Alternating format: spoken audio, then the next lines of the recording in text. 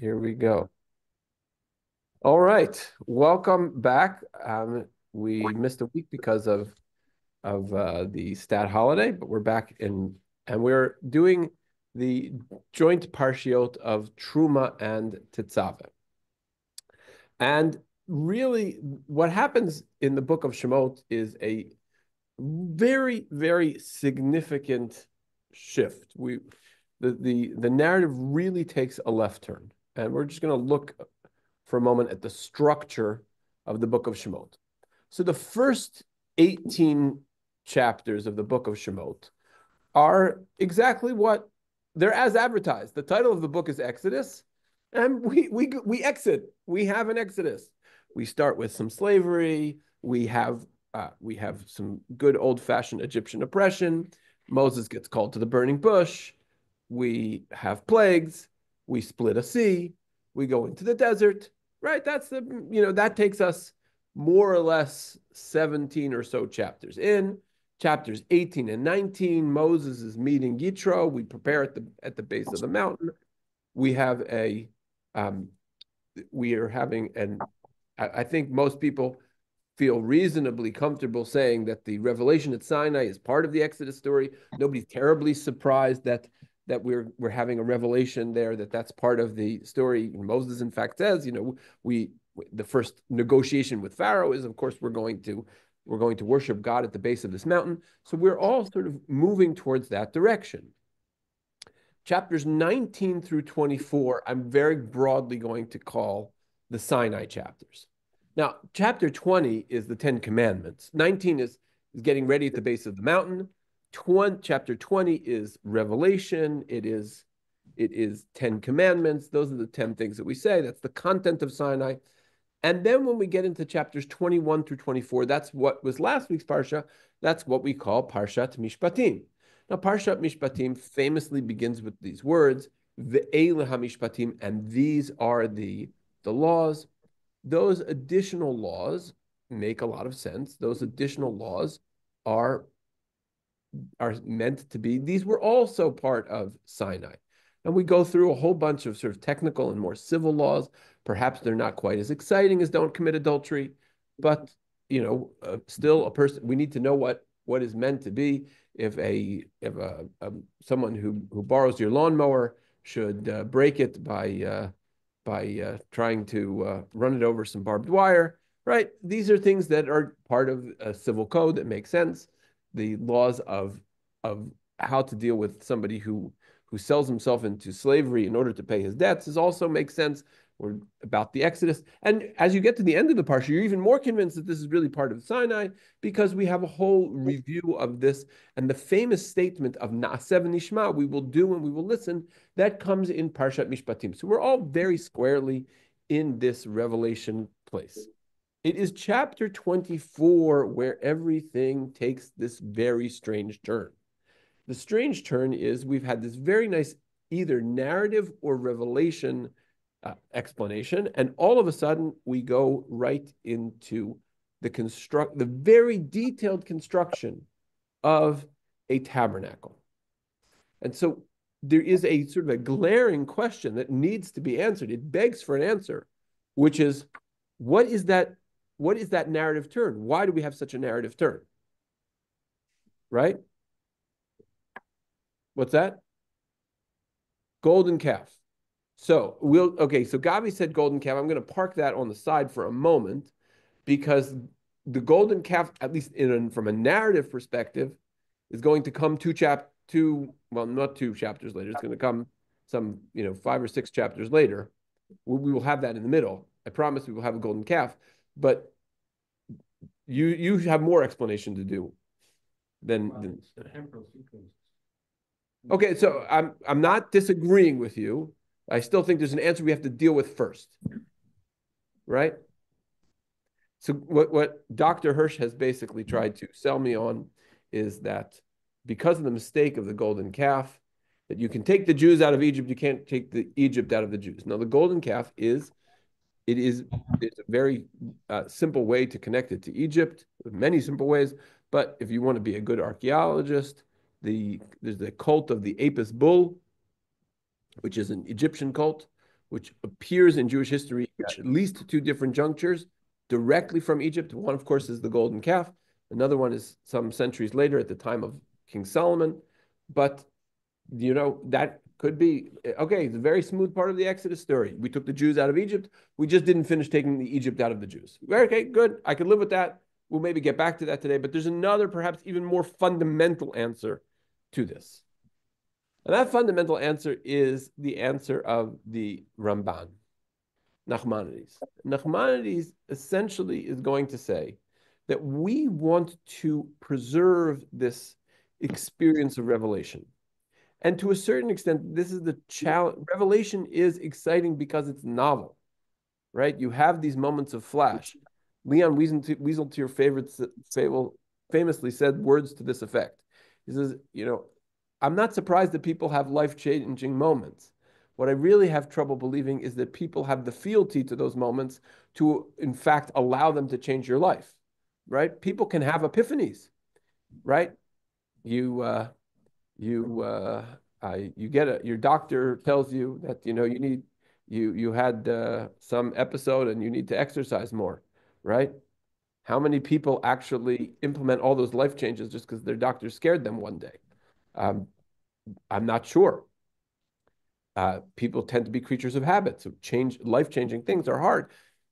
But this experience of Sinai was a life-changing thing, and so the question is, for a nation, how do you keep that together? How do you preserve that?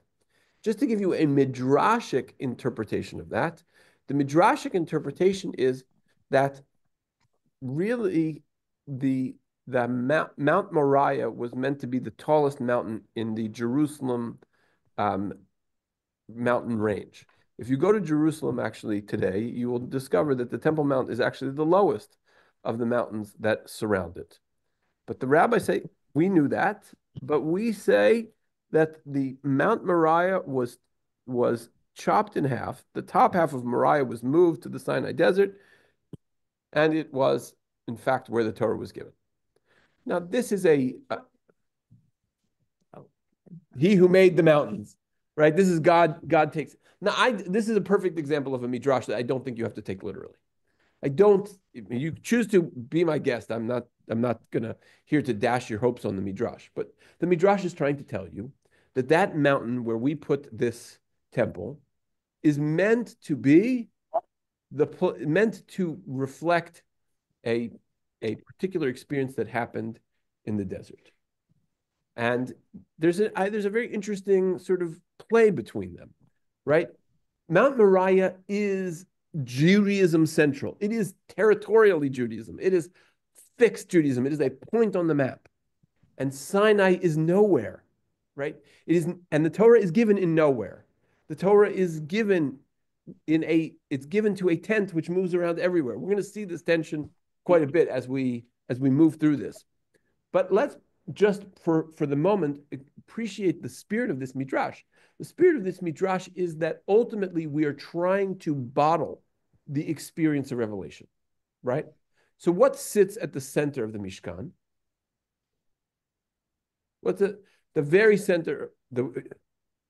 Okay, so we'll call it for the purposes of our discussion. So Shirley said the Ten Commandments, which is good. But I'm going to just, for the purpose of our discussion, I'm going to use the term the luchot, the tablets of testimony. Well, there's a reason we're going to use the term luchot ha'edut, the tablets of testimony. Those are the tablets that testify to the things that God said on the mountain. So that's what, and now I think at least we can talk about a narrative structure in a book that makes sense. That the book talks about Exodus. The book sees Exodus as a foundational principle. And now the question is, and this is always a difficult question for every religion. How do you make something both preserved and institutional and not stale, right? You're going to try, you're never going to perfectly succeed. This is, yes, correct. But the question, Sue, is how do I keep Yom Kippur fresh, right?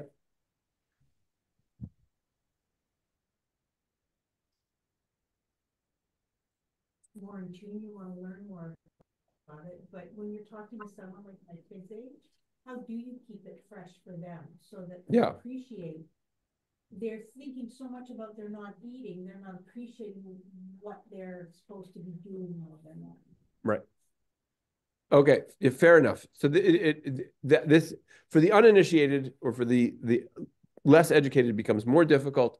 But even for the, we'll see also in the grand story of this, for the educated is also difficult. Okay, now one of the things we're going to see that with respect to the Mishkan, there are two words here. One is the word moed, and the other one is edut, right? So it is often called the Ohel Moed, and it's also called Mishkan Ha'edut. So Mishkan Ha'edut means the Mishkan of testimony. That what this holds is this holds the the the tablets of the law, which at its center is that the object, the physical object of revelation, right? Which is a very difficult thing because Judaism's greatest challenge as a religion, our greatest challenge is we're abstract. You were always working on an abstraction, right? You get up and say Shemona Esrei, it's hard. We don't have something tangible. We got nothing tangible. We don't put pictures in the front of the shul, right? I know we have lions, but let's just say those are like the lions of Judah, right? They're you if the we sometimes forget how attractive Christianity is because people feel like they have a personal relationship with a certain man, right? Now, that's an anathema to Judaism. What's that? Walking to the church, it's right there, it's in front of you. But I don't I'm not suggesting we go down that path. I think that path is wrong for us, just to be on the record. But we should appreciate the challenge that's always going to be there is that you are working towards an abstraction. You're always projecting into something when Rabbi Schachter used to get up and talk, he said brilliant things, but he said them assuming that everybody in the congregation had as powerful a religious imagination and ability to connect to things in theoretical terms as he did. I feel safe saying that because I had conversations with him on this subject. The Mishkan is going to try to bridge that gap on a certain level, and it's going to bridge that gap on perhaps two fronts. One is Edut, and the other one is Moed. So Rav Yaakov Midan has a very interesting um, idea of what those two things. He says, if I had to compare it, the luchot of the Edut, that is the wedding ring. It is a physical object that reminds you of a particular moment. And the Ohel Moed, the place of meeting, that's the chuppah. Or maybe that's the cheder yichud, the room that you go into alone after your wedding, right? So one represents the translation of a moment into a physical object, and the other one represents um, this place of meeting. Now, this is actually quite interesting. I saw this from Rav Yoel bin Nun. So he says that in these parshiot, form represents content. So here, with the first paragraph that you have above, is the paragraph. I took it from uh, essentially a program that puts down as it would be seen in the Torah, because I think if we're looking at form and content, we should look at the form in which it's actually presented. So what is the form? The form is how you would see in the Torah. Let me get my animator out here, annotator, I should say. So Vasu Aron Atzei Shitim. So we're going to put a little dot under every word.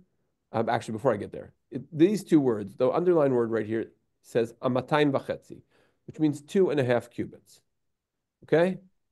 And for a moment, let's just assume every word is 1/10 of a cubit. 1, 2, 3, 4, 5, 6, 7, 8, 9, 10, 11, 12, 13, 14, 15, 16, 17, 18, 19, 20, 21, 22, 23, 24, 25. 25 words describe the structure of 2.5 cubits length of the Aron HaKodesh. And it's the first object which is discussed. The next object which is going to be discussed is going to be the Shulchan. The Shulchan is not 2.5 cubits. The Shulchan is only 2 cubits. And it's where it says this word right here, underlined in red. I'll just put it in a blue box for a moment. That is 2 cubits. So again, count with me. 1, 2, 3, 4, 5, 6, 7, 8, 9, 10, 11, 12, 13, 14, 15, 16, 17, 18, 19, 20. Very interesting. The way the Torah lays it out is that you get 20 words for 2 cubits and 25 words for 2.5 cubits. So this is form mirroring content. You have a very sort of structured thing.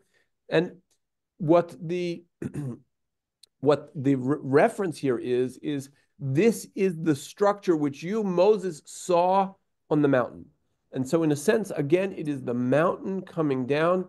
There is this confluence, this very sort of neat structuring where we sort of say Moses looks in the Torah and manifests it. He looks in this spiritual document and then it describes and then we produce something that is extremely physical.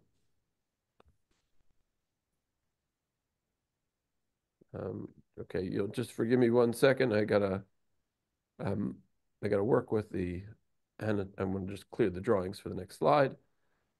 Okay, all right. Okay, so again, one is the menorah, one's the ark cover. All right, now we're going to get into something sort of interesting. The Mishkan is, in a way, it is a concession to our humanity. And I heard this from Rabbi David Katz. I thought it was very interesting insight. He says, nowhere does the Torah say you have to build a Beit HaMikdash. Nowhere, the Torah does not tell you have to build the tabernacle we have a command on. But the Beit HaMikdash, nowhere does it say you have to build a Beit HaMikdash. In fact, God even says, I don't want you to build a Beit HaMikdash. So here is the left column. We're going to start on the left and go to the right. This is David HaMelech after he finishes his wars. It says, Vayhi ki yashav HaMelech b'veito, when the king was settled in his palace, and the Lord had granted him safety from all the enemies around him. And then Vayomer HaMelech el Natan HaNavi, David HaMelech says to Natan the prophet, Re'ena anochi yoshev b'beit arazim, v'aron Elohim yoshev b'toch ha'yiriyah. Here I am, I sit in a cedar house. Back then, cedar house was, the best you could buy, right? Big cedar beams, right? And God's house is in a tent. Go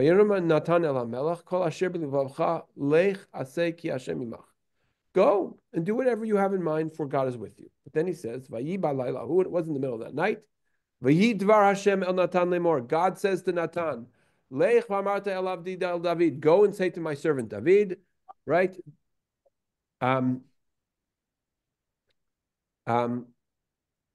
Are you one to build a house for me to dwell in? Ki lo yashavti beveit lemiyom haloti et bnei Yisrael mitzrayim v'ad hayom hazeh v'yeh mithalech b'ohel mishkan. From the day I brought the children of Israel out of Egypt to this day, I have not dwelt in a house, but I have moved about in a tent and a tabernacle. God says, what do I live in? I live in a tabernacle. Now, there is actually an advantage to God living in a tabernacle, because as we will learn from David's son, he says, this is again, I'm jumping a little bit over Tanakh, just maybe I'm going to fill in the dots between these two stories. So the first story is David is he's conquered Jerusalem, he's bought the area for the Beit HaMikdash, his enemies have more or less subsided from around him, he wants to he's brought the ark back, he wants to build the temple. Great. God says, no, not you, your son. So ultimately, Solomon builds the temple. And this is now 400 years after the Jews have left Egypt. They have now, solidified the monarchy. They've conquered the land. They have no real enemies. And Solomon builds this temple. He builds a beautiful temple. And at the end of it, he says, Kimnam Yoshev Elohim ala aretz hinei hashamayim u'shmei shemaim lo yichachucha. But will God really dwell on earth? Even the heavens to their uttermost reaches cannot contain you. Yeah, how much less this house which I have built, right? How is God's house going to contain Hashem? This is a very important point, right? Is the grander you make the temple, the more it actually seems like you think that that's where God lives, right? The advantage of this Mishkan, of this little ragtag um, dwelling, is that it moves from place to place, and it pretends less that it holds God.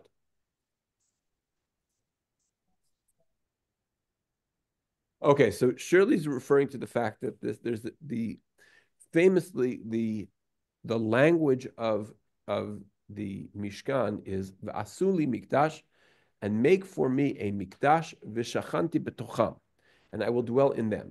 So your English teacher would have said you've made a manipulation of case, right? That it started in the first person, right? Make for me a mishkan, whose pronoun would be it, right? Make me a mishkan, and I will dwell in it. That would be proper English. But it says, make for me a mishkan, and I will dwell in them. So here, that concept is that we are dwelling in the Jewish people, right? That the Mishkan really is a concept of dwelling amongst the Jewish people. And so this has many different kinds of interpretations. The most modern of which is you don't need a temple. God dwells in you, right? You don't need the temple. God dwells in you. The other, perhaps a more intermediate interpretation of that is that God really dwells with the Jewish people. And when the Jewish people are united, so then you can have God together with you. If you are not united, then you've got tsaras, and then maybe God is not with you. But there would certainly be a suggestion that that God is connected to the Jewish people, and the Mishkan then is just a rallying point. It is just where what we all do use to rally, right? As my father of blessed memory used to love to say, right, if God didn't want me to talk in shul, he wouldn't have invented a minyan. And so my father went to shul almost every Shabbos, but he did not, praying was not his favorite mitzvah. And so, but he still went. And I think that part of that is that, you go to shul because that's where the Jewish community is, and you need community to bring God. That God is not Judaism is not one of these religions that said, go find a hilltop, meditate, and find God there. That's not how we roll, right? We roll that this idea that God comes to the totality of the Jewish people, and the Mishkan might be a place to do that, which is another interesting, when we go back to our structure of Shemot, right? When we go back to the structure, so we might ask, okay, what is chapters 24 through 40? That's really what I'm trying to do here. What I'm really trying to do today is ask the question, when you look at Shemot as a narrative structure, why do you get lost in building details? And the answer could be, and we'll get even deeper in this maybe in a few minutes, the answer could be that we need a Mishkan to keep the people together. That you don't want this disintegrating of the Jewish people. And when you look at the way, as we go further, we'll only discover this in the book of Devarim, but the way that the Jewish people encamp is with the Mishkan squarely in the center, right? It is not like if you go to certain places, I have sort of the city of Bologna in mind. So, one of the famous churches in Bologna, you have to go up the San Luca church is way up on the hill, right? The There's some of these, the holiest places are up the mountain, right? Sinai was up the mountain, but that's not where we put it. We don't put it in some distant, far off place, right? It's literally in the midst of the people. So you could make the argument, I think it's a good argument, that the idea of the Mishkan is something that is betocham, maybe surely is in the midst of them, means that Mishkan has to be in the middle of the Jewish people. And if it's not in the middle of the Jewish people, it's not in the right place. Interestingly, Jerusalem also has a bit of that quality, maybe more in the political sense than the geographic sense, because in the geographic sense, Jerusalem is or maybe it's the center of Israel. That it's a reasonable assumption, even geographically, but politically, Jerusalem does not belong to any one of the tribes. And when David conquered it, he had his own capital in Hebron, but he chose Yerushalayim because he wanted something that was jointly owned by all of the tribes. And actually, when he buys the threshing floor upon which the temple ultimately sits, the threshing floor is bought for 60,000 shekel, 5,000 shekel from every tribe, equally owned by all the tribes. So that's sort of another interesting piece of that. Okay, now, just coming back to this again, just stressing it, this idea that King Solomon said, right, the heavens cannot contain me. How would this house contain you, God?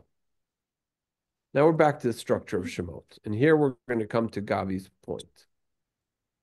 Okay, now here, right here in the middle of this sits the sin of the golden calf, and there is a debate about exactly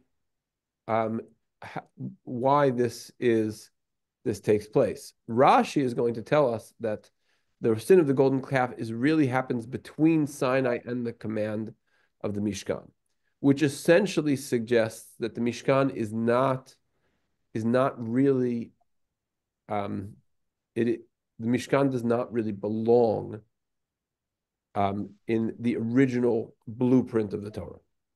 The original blueprint of the Torah is, I don't need a Mishkan. Worship. Let God be in your heart. Don't need a Mishkan. Right? Now, Ramban would say, no. The Ramban would say, the Mishkan is in its place, in the right place. Let me see. Wait. The Mishkan is in the right place. Where is the Mishkan supposed to be? The Mishkan is supposed to be after Sinai because it's a revelation. It's the story of revelation. So for the Ramban, the Mishkan is here, doesn't need to move anywhere. This is a way of Hashem bottling revelation. But Rashi is going to see the Mishkan possibly as a reaction to the story of the golden calf. And so the Mishkan becomes a way to give people greater attachment to this enterprise called Judaism, because it gives everybody a job. It tells you, Ish asher yidlevenu libo, everybody who has got a generous heart. If you know how to dye a garment, you join the guild of dyers. If you know how to work gold, you become part of the guild of gold workers. If you know how to raise sheep, then that's part of your job for producing the wool, right? If you're a carpenter, you make beams. If you know how to work leather, that's what you do, right? So everybody's got a job. Everybody's supposed to be involved, and busy hands help to keep people out of trouble. And so the sort of the idle mischief that they got into after being on their own for 40 days without Moses to lead them is solved by the construction of a Mishkan, which keeps God and everything close. And so and this sort of, in a way, it follows something which is very central to all of the Torah's narrative. And the Torah's narrative is mistakes happen everywhere. And the Torah is about recovering from mistakes. And so the Mishkan is about what went wrong in the Exodus. It gives us the ability to fix it.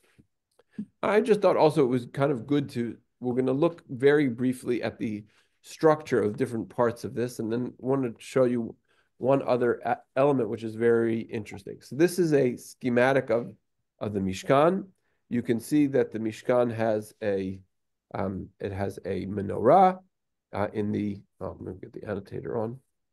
The menorah is right. Menorah is right here in the not quite the Holy of Holies, but within the tent. And then there's an incense altar, which is not necessarily. Yeah, the coverings are here. This is a cutaway, right? So this is there. Three. You see these three layers of the covering. So there are three different coverings made of sealskin or some special animal, and then you have this outer area.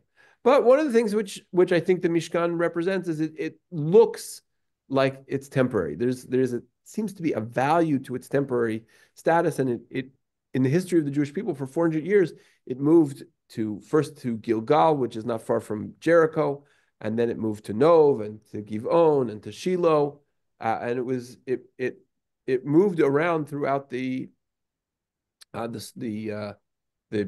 time period, and that again that speaks to the idea that it doesn't really belong to anyone.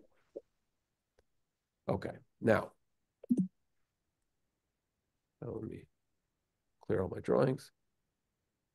Okay, here we go.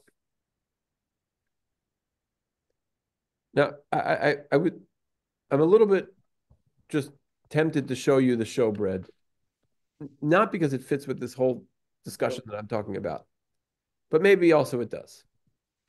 Now, the showbread was one of the vessels of the Beit Hamikdash, and the Beit Hamikdash sort of has a decor that is not uncharacteristic of Egyptian architecture and style. There's a professor at Bar Ilan University, a graduate of the Gush, Josh Berman, who makes the argument that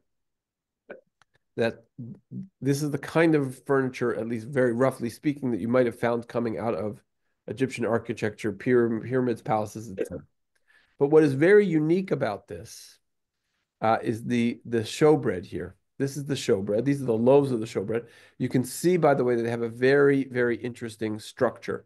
I'm just going to trace the structure because I can't make bread like this, right? You can see that that's bread. That's not table. That's the stripe of the bread. That's the shape of the bread, right?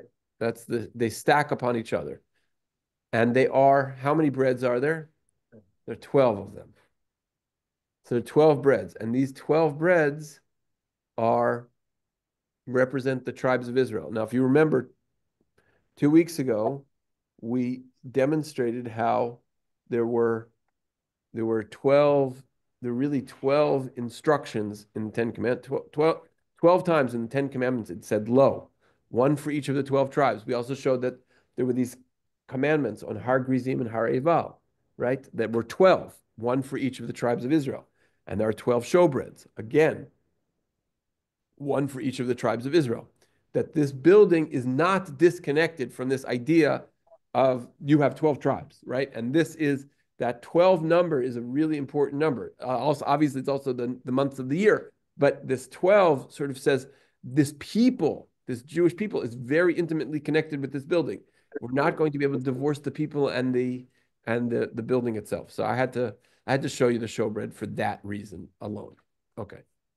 So, and I also think it's a beautiful message, right? That they stack upon each other, that they rest upon each other. That's how the Jewish people is that they are a bread upon bread. Yes, Annie. Is showbread lechem apanim? Yes, I don't know why it's called showbread, but yes.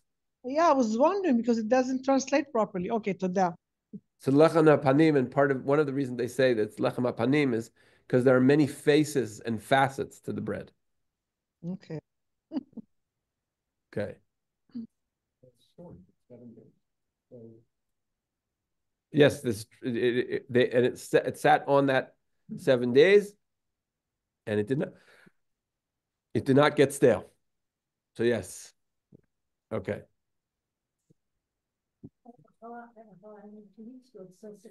Okay. Now, this is the schematic of the Beit HaMikdash of Shlomo HaMelech, right? So we sort of get the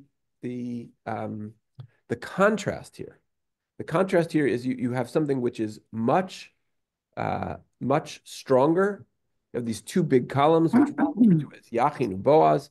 Down here on the right, you see the what's called the Yam Shel Shlomo, the Sea of Shlomo, was used as a sink, and it's a much taller building. It depends on which the descriptions in Chronicles, Divrei Yamim, and Melachim are different. Some of them make this tower very, very tall. So you have this very, very solid building, and it obviously is projecting a very, very different feel. You have 10 menorahs in Shlomo's Beit HaMikdash. So I'll just give you just again a feel for what that looks like. And then and Shlomo's Beit HaMikdash, oh, sorry, gives way, of course, to ultimately, unfortunately, that's destroyed by the Babylonians. And this is a schematic of the Herodian one. And you can see the Herodian Beit HaMikdash is even grander than the one of Shlomo, right? How can I tell you that it's grander? Because this section over here, this whole section over here, those great ashlar stones that you see on when you go to the Western Wall, those were built so that they could fill out the hill. That is not the natural profile of the slope of Temple Mount.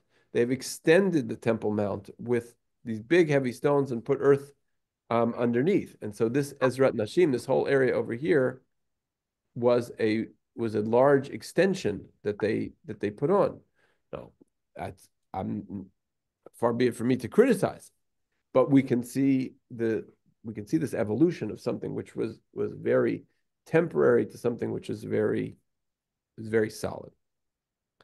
And why stop at 2 when you can go to 3, right?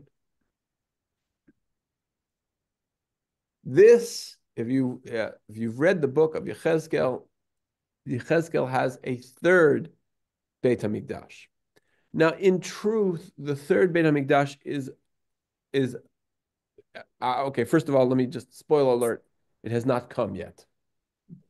Secondly, the third Beit HaMikdash sort of represents something very, very different, because it seems like it is not something for all of the people to go into, and it is a much more restricted place.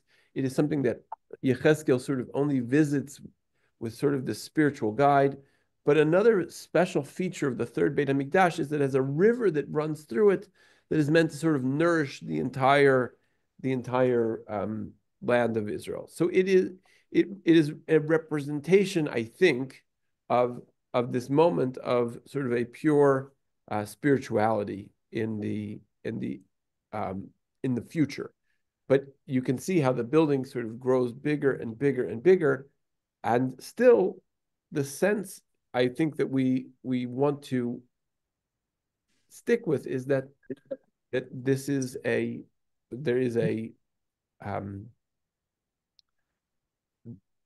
is this sense that's a very difficult sort of balance to strike, which is that we believe in a God who he was not actually physically on the mountain. There's no real up in terms of Har Sinai. There's that old Uncle Maishi song, right? God is here, God is there, God is truly everywhere. Maybe you've heard it, maybe you haven't heard it. I really don't like the song because the song uses a word which we really don't like using for God, because we're using the word where, right? So the where of God, where is a word of physical dimensions. It's a word that refers to a placement of people or of a thing. And that idea of a placement of a God is it's a very troubling idea for Judaism. Oops. I want to just go back to one other very interesting thing. Wait a minute. Here. So again, sort of just describing a little bit of the difference between the first and the second temples. So the menorah, we're told about the menorah, V'asita menorah zahav tahor, miksha ta'aseh ha-menorah. Shall make the menorah of pure gold, and you shall hammer it out of this pure gold. So the menorah is essentially hammer. It is a structure of gold that is hammered. Now, I don't know how many of you have worked intimately with gold, but gold and lead sit on the same place, all right next to each other on the periodic table of the elements. And they have a lot of very similar properties, both in terms of their density and in terms of their malleability. So gold is very malleable, and probably this is actually a technical problem about the menorah. We don't really know how the menorah supported its own weight if it was made out of pure gold. Now, it could have been that there's a gold alloy. Even Zahav Tahor could mean that it had some alloy to it. There's always the possibility that it's just a pure miracle. So good. So we have Well, there's many people carrying that. Yeah, so I'm gonna spoiler alert on that. That's not the real menorah. Yeah, because the menorah had a tripod base, and that seems not to have a tripod base. So, we could perhaps discuss that. It looks like an octagonal base on there. The base of a menorah, the base of a menorah in Jewish tradition is a tripod tradition. Maimonides writes about a tripod base. Early archaeology, if you go to archaeology of the contemporary to Second Temple period, you will see pictures of menorahs with a tripod base. I think there's an interesting reason for that as well. The menorah was really meant to look like a tree. When you look at the language that is used for the menorah, it uses words like pracheha v'kaftoreha, right? It's buds and it's flowers, right? So the menorah is itself meant to look like a tree, and the tripod base is meant to look like its roots. So this octagonal base that you see on the Arch of Titus, really it's not your menorah. But the other thing, which is here, so I just so you see this, I can show you, right? Kaftor v'ferach, which means sort of a bud and a flower, right? Kaneh. What's a kaneh mean, Annie? Branch. A branch, right? The language of the menorah is a meshukadim. What's this? What's the root of meshukadim, Annie? It's a kid almond. Right. The menorah has very bucolic language. It is, or arboreal language. It's meant to be a tree, right? The Shimshon Falhar says it's the Eitz HaChaim, it's the tree of life. I'm going to suggest maybe a slightly different tree, but we'll leave it there for just a moment.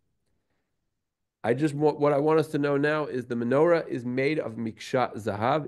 It is hammered out of gold. And there's one other thing in the whole piece that is also made out of gold, and this is the cover of the ark, right? So it says, "Vayas kaporet zahav tahor." We're going to make a covering of the ark of pure gold, right? And it's going to fit on top of the ark. Vayas shnei kruvim zahav. We're going to make two angels of gold mikshe. They're hammered gold, right? Aseh otam, you shall make them mishnei tzavot akaporet, from the two sides of the covering, right? Kruv echad mikatzeh mizeh, kruv echad mikatzeh mizeh, each one from each side.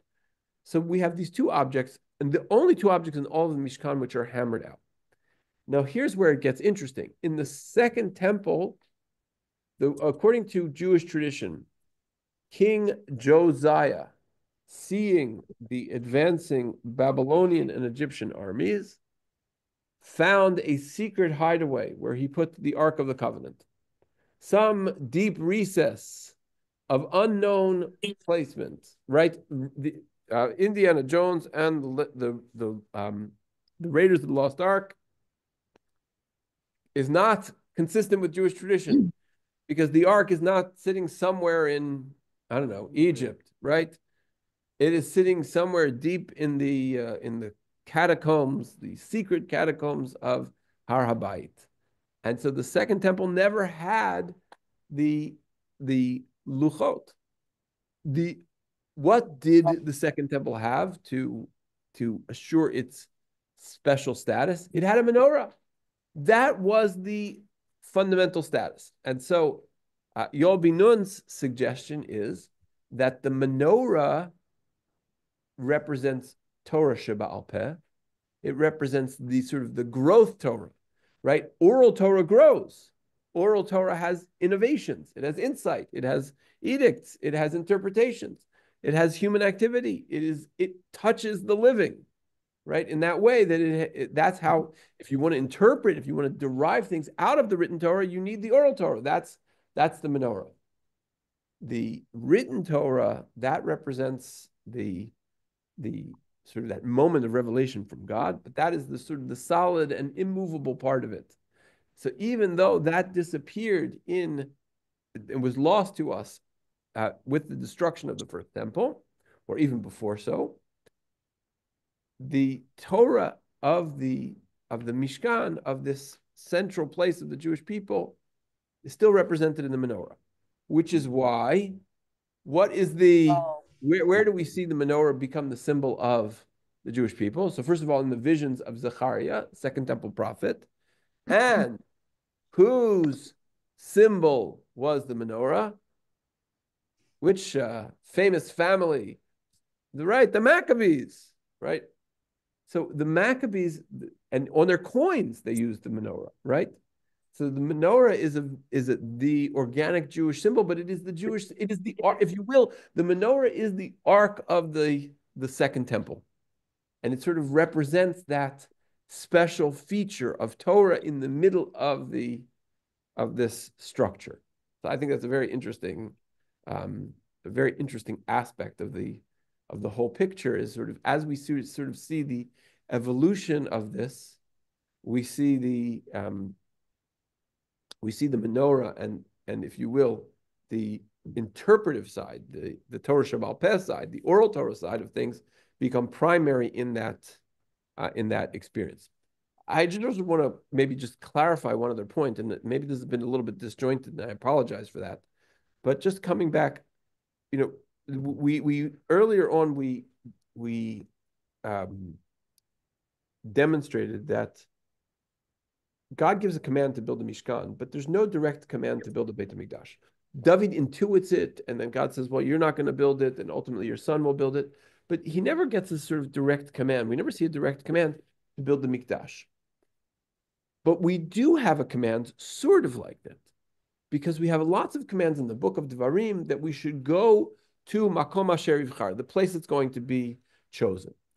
Now, it could have been totally fine for us to say, you know what, we're going to still choose Jerusalem. We're still going to have a place to gather. It's just going to be a big tent, right? It's going to remain a tent. It's going to remain that temporary structure. And fine, David HaMelech, Shlomo, they wanted to build a permanent Yerushalayim. They wanted to build a fixture. Let's even say that God gave it the blessing of the course of Jewish history. All good. But let's not forget that really the mitzvah was to gather around this place. So the actual building perhaps was less important than the people gathering around it. And so it brings me back to Shirley's point, right? Vasuli mikdash v'shachanti b'tocham. Make for me a tabernacle, and I will dwell amongst them. And the idea is that it has to be a place where we gather. So just maybe to summarize, I want to, clear my drawings and get rid of this. Just to summarize, it is it's this structure. Really, what did we set out to do today? Today, we tried to explain why it is that you have powerful things at the beginning of the book of Shemot, and you end with something which is very detailed. And that ultimately, I would say that every successful enterprise in in the world has to go from its novelty stage, from its experience stage, to its institutional stage. And so here, what we see is that the Mishkan is this attempt to keep this moment of revelation, to have it in some physical object. A physical object, by the way, which interestingly, we survive the absence of in the Second Temple. But there is something about us trying to preserve that moment of revelation, that this structure is a structure that preserves, I would say, at a minimum, two things. One is that experience of revelation at Sinai, and that makes it organic to the book of Exodus. And the other is the unity of the Jewish people at the foot of the mountain, at the culmination of the experience of the Exodus. And it is that which we have. Interestingly, most people do not get this. In the days of King Chizkiyahu, in the days of Elijah the prophet, they did not live at the same time, but I'm just giving you people who lived at First Temple period. In the days of King Solomon, in the days of I'm trying to think of other household names of the First Temple period, in the days of Isaiah, in the days of Jeremiah, there were no shuls. No such thing as a shul in the days of Jeremiah. No such thing as a shul in the days of Isaiah. No such thing as a shul in the days of Eliyahu Hanavi. No, that just didn't exist. You went to the temple. You went to the temple, or you just had Shabbos at home. That's it. There was no shul on Shabbos morning. Right? That's just not how it was. There was one central place you went for religious needs. Yeah, but still, I would assume that there was a. Let's take a place where we know Jews lived, Hebron, right? There's a good Jewish community in Hebron. Hebron's it's not a simple walk on Shabbos morning from Hebron to Jerusalem, right? So, yeah. Yes, somebody had a comment. No? Yeah, I do. Okay. So it only makes sense that while they're in the desert wandering, they'll have the Mishkan, the temporary structure, the tent, and after they go into the Eretz Israel and the Bnei Israel start conquering the land bit by bit by bit, it's all temporary.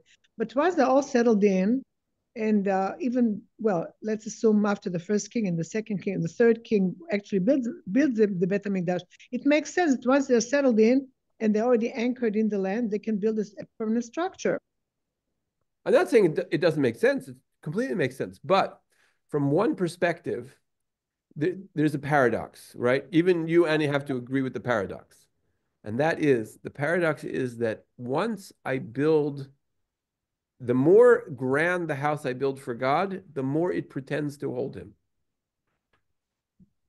Mm.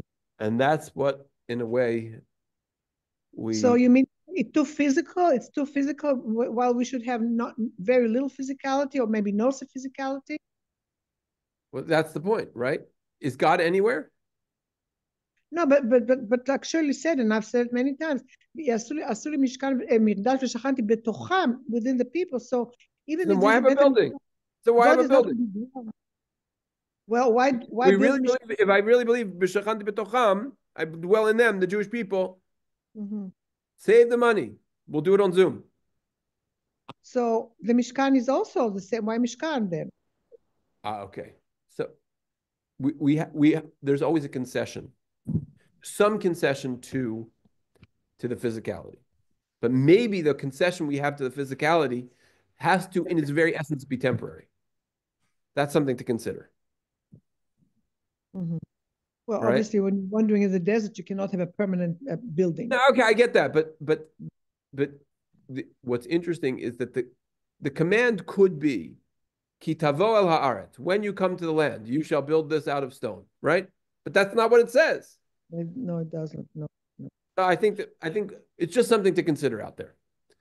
So do you think building a permanent structure created corruption, created going away in the wrong direction of the Jewish people and so on? Do you think I don't have to think it. I've read the book of Jeremiah. Yirmiyahu says, right? What did the people say? Heichal Hashem, Heichal Hashem. So after the defeat of Sancherib, after Sancherib's army tried to capture Jerusalem, after having captured everything else in the Middle East, and it Sure. was laid low in the foothills of Jerusalem. So people thought that Jerusalem was invincible. It has Heichal Hashem, right? So they thought and they did all sorts of horrible things because they said, no one can conquer us, Heichal Hashem, right? So yeah, We should not be yearning. We should not be yearning for the third Bet HaMikdash then. So why is there all the references by the prophets about the third Mikdash that's going to yet so let's be? just be very careful. There's not references by all the No prophets to the third Beit HaMikdash. There's references by one of the prophets to the third Beit HaMikdash, and that's Yechezkel. And I would say that I'm not even sure that the third Beit HaMikdash is going to look like what Yechezkel tells you it looks like. Because the third Beit HaMikdash may be a metaphoric expression for the return of justice and purity to the land of Israel, and a certain fertility and prosperity that comes in its wake. That's just maybe, we have to understand the book of Yechezkel. That's number one. Number two, why do we have this sense of, Uvenei Yerushalayim Ir HaKodesh B'Mirabi Ameinu, and that's culminated in the restoration of the temple? I think because the idea is that we got into this trouble with the destruction of the temple, and the restoration, the repair of the destruction is very important to us, right? I'm not, I think this deserves its own discussion, on which I am entirely unprepared tonight, and I don't want to get myself defrocked by saying things which are wrong. But even such a sage as Maimonides gives an argument for the reason of sacrifices and things like that, which he himself seems to think it's not quite, where the argument he gives is as a transitional structure. We needed it because everybody back then brought sacrifices. But I will say, I do feel the yearning of the Jewish people to know more Torah. I do feel the yearning of the Jewish people to connect more with Hashem. I feel the yearning of the Jewish people to understand spirituality. I feel the yearning of the Jewish people to be able to engage in acts of tikkun, of repair, of spiritual repair in the ways that were developed by the Ari. I don't feel this massive, passionate desire to bring back the sacrifices per se. There might be some people who do, but I'm not finding a strong wave of that particular mitzvah looking to be